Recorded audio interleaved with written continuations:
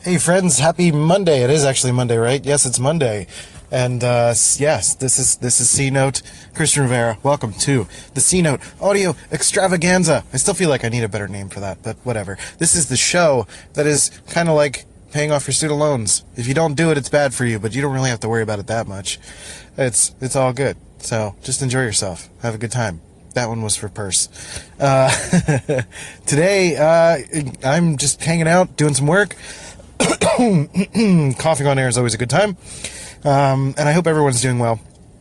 Hope you guys are doing what you want to do today and are enjoying yourselves and, not letting yourself be stuck in things that you don't want to be stuck in.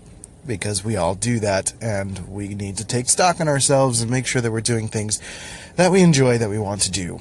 And for me, that is, I'm pretty much spending all day at Starbucks, maybe going to get a haircut at the barber shop today, and getting some work done. Essentially, I need to update my resume, some contracts, things, and get some business aspects in place so that I can more easily get clients and easily automate some more of the some of those admin type stuff, because that stuff is really super lame. And start to look for clients and make things happen. So that's my goal for today. And also the goal for this podcast today is talking about compliments and accepting compliments, giving and accepting compliments. Essentially how it's beneficial to you, really, even as a business or as a person, to be kind to people, but to find appropriate things to compliment people on. There are a couple different angles that can be that you can approach this from. One being a male, where you want to compliment women because you think they're attractive or nice or whatever, but you don't want to be creepy or weird. So there's that. But then there's also just being nice and complimenting for the sake of complimenting, not for personal gain, which is really like kind of the first step is taking a look at your own intentions when you're complimenting someone, because the difference between like a guy being creepy is the obvious sense that he's doing it for his own gain, like he's trying to get to her. And that happens in sales too. There's salespeople that there's an aura of creepiness around them, because you can always tell that they're trying to lead you to a place that is like a place of personal gain. So in both cases, business or personal, they're trying to get you through the bedroom door in some sense or another. Which is, that is not a cool metaphor, but it's gonna happen, and we're gonna use it again. So we're going to talk about compliments, giving and receiving, in the sense that a lot of people are just really bad at taking a compliment, and they overthink it, and we're going to break that down a little bit too. So I hope you enjoy the show today, and let's do the thing. Hit the thing. Drums, please.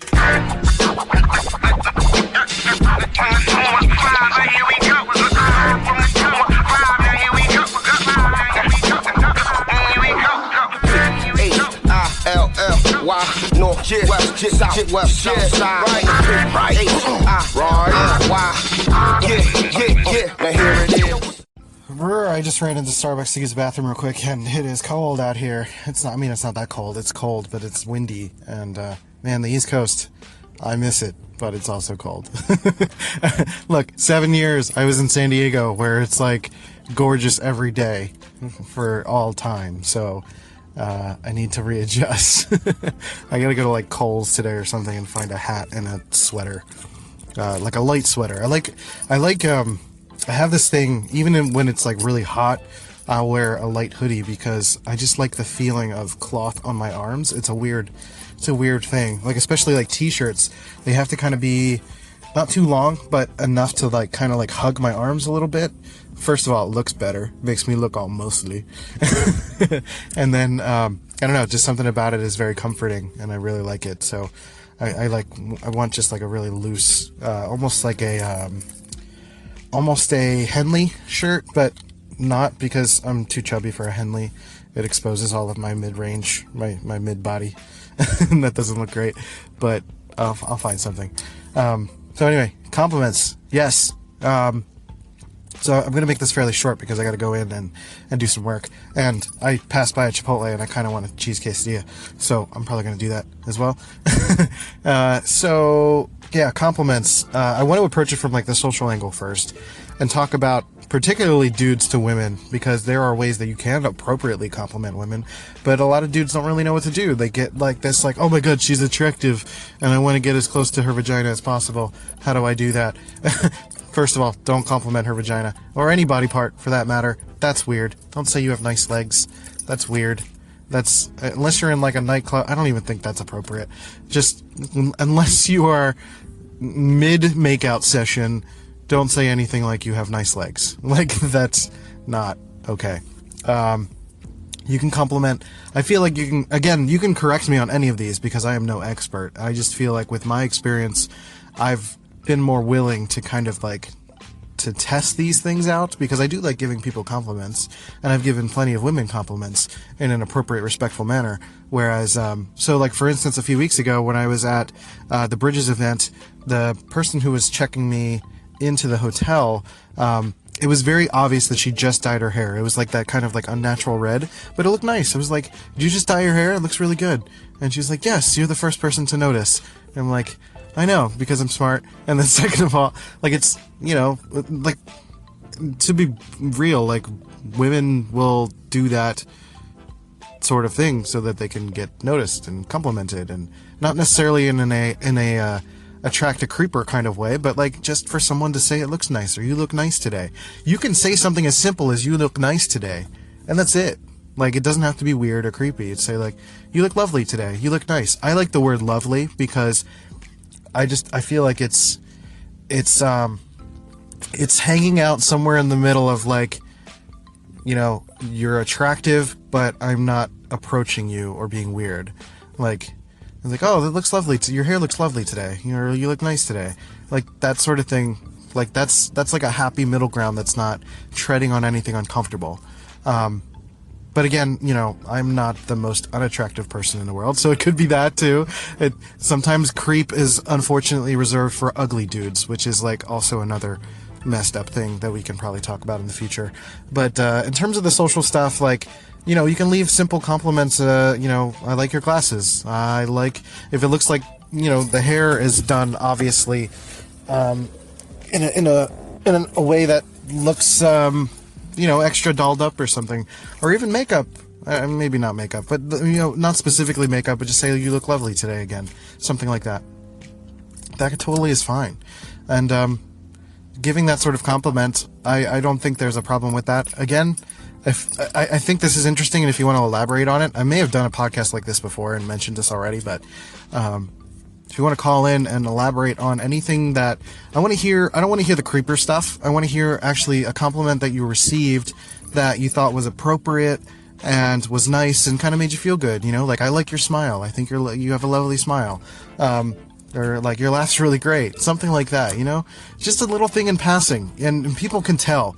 People can tell. Women can tell. Anyone can tell when you are giving a compliment with the intention of receiving a thank you or receiving something in return. And that's where you cross into creepy territory.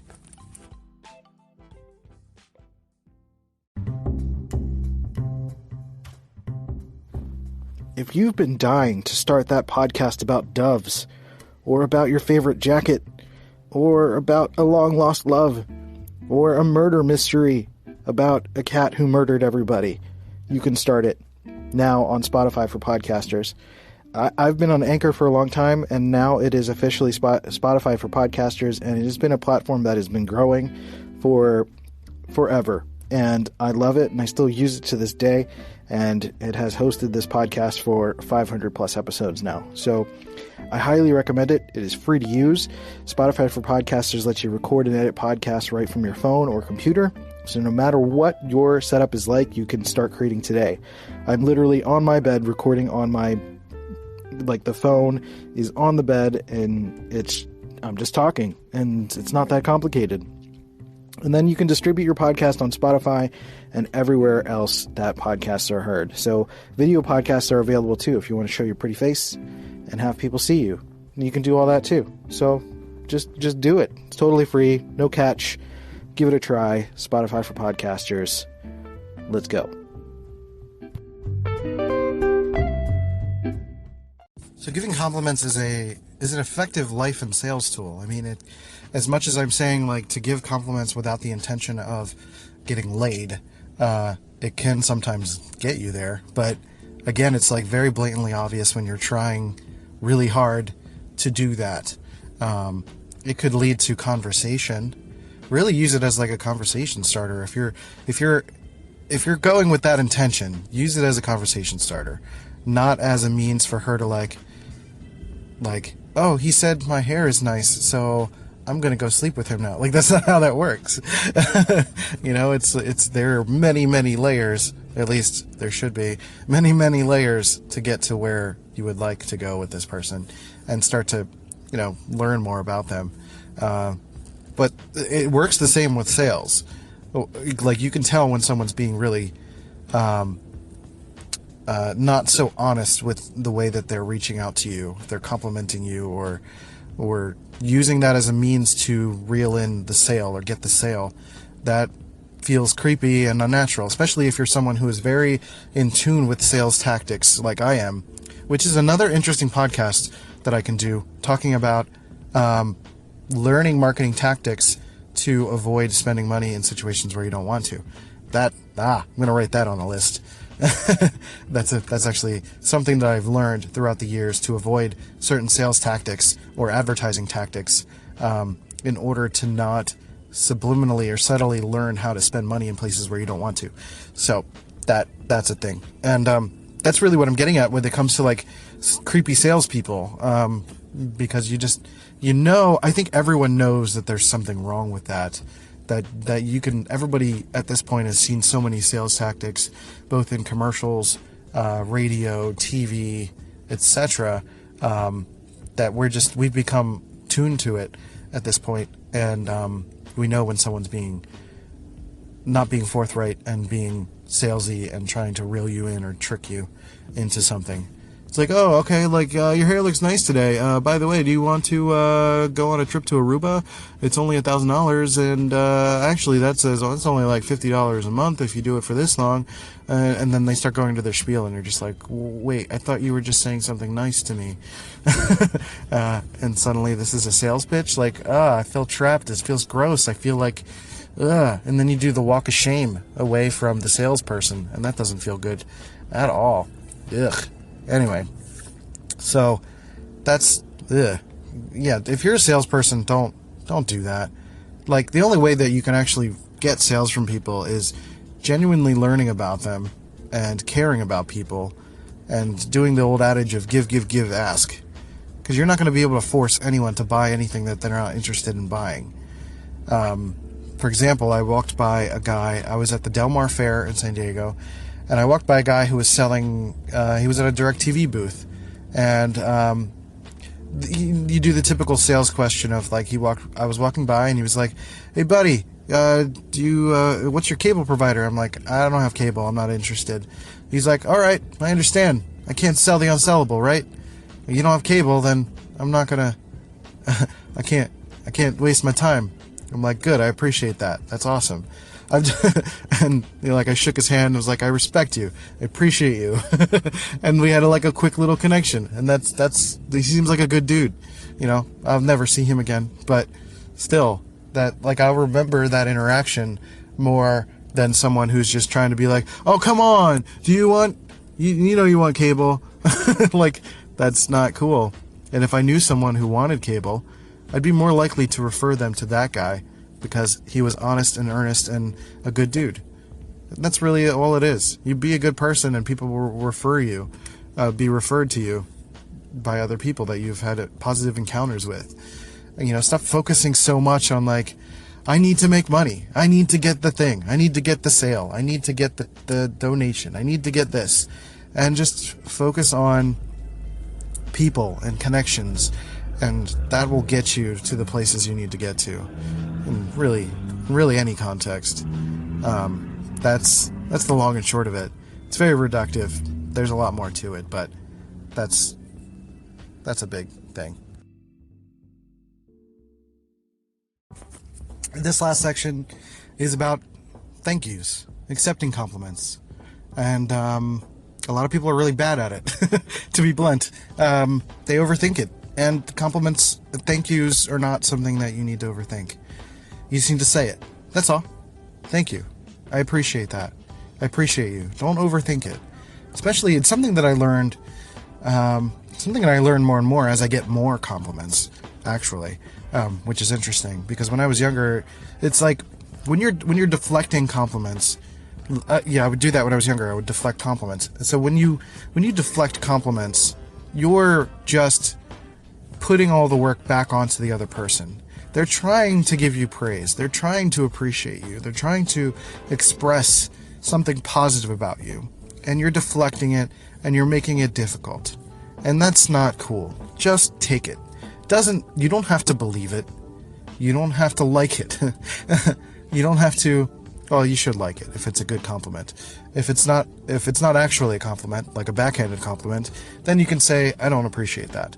But honestly, you can use, to give yourself almost a script of how to appreciate a compliment.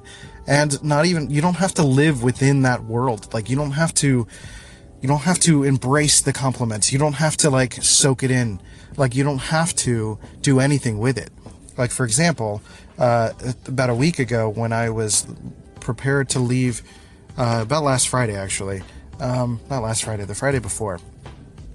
When I was going out with some coworkers to do kind of like a final toast to say goodbye to them before I moved to the East Coast, we were having a quick conversation about relationships and people and things like that. And one thing is that I'm going through a divorce, and a lot of people who go through breakups, they go through a lot of this self-deprecating, low self-esteem phase where they're like, oh, I'm never going to find anyone else. I'm going to be alone forever. And I was expressing to them that I don't feel that way, that I'm not worried about that sort of thing, that I'm confident in who I am as a person, that I'll find a way to make everything work, even if it is a situation where I don't end up connecting with another person or haven't or anything like that. I'm content with who I am as a person, and I'm happy with me.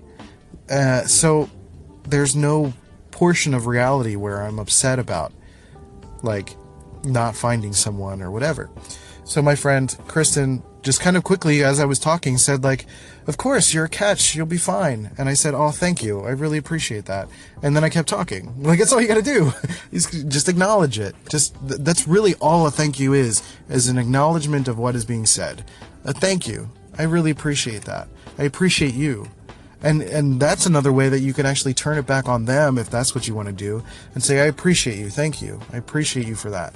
And that's all that is. It's just this reciprocity back and forth. They give a compliment and you thank them for the compliment, which is in a way complimenting them for acknowledging you in a way, and there's nothing you have to do with it. It's basically, if you want to be reductive about it, it's about not making life difficult for people. Because if you're doing that sort of thing, if you're deflecting compliments and saying, oh, you don't mean that, or no, I'm ugly, or no, I'm fat, or I'm whatever, that's your problem. That's something you have to think about. You have to think about, why am I deflecting compliments? Why am I a person that's making other things in life difficult as a result of this? That is an easy way to evaluate yourself and look at your situation and say, if I'm deflecting compliments, what else am I deflecting? What else am I making more difficult than it needs to be? And yeah, it's just that's a big deal. But when it comes to compliments, I honestly think we overthink them. We don't have to do anything with it. We don't have to let it marinate. We don't even have to fully believe it, honestly. Just accept and appreciate the intentions of the other person more than anything else. They're trying to show you appreciation, and once you begin to accept that, it just feels really good. So there's nothing wrong with that. So that's it. Compliments and thank yous. I think it's an interesting topic. If you have anything to add, I would love to hear some of the best compliments you've ever gotten. And if you have trouble with thank yous, let's talk about it. Rival My Design on social channels, call in, all that good stuff. Later.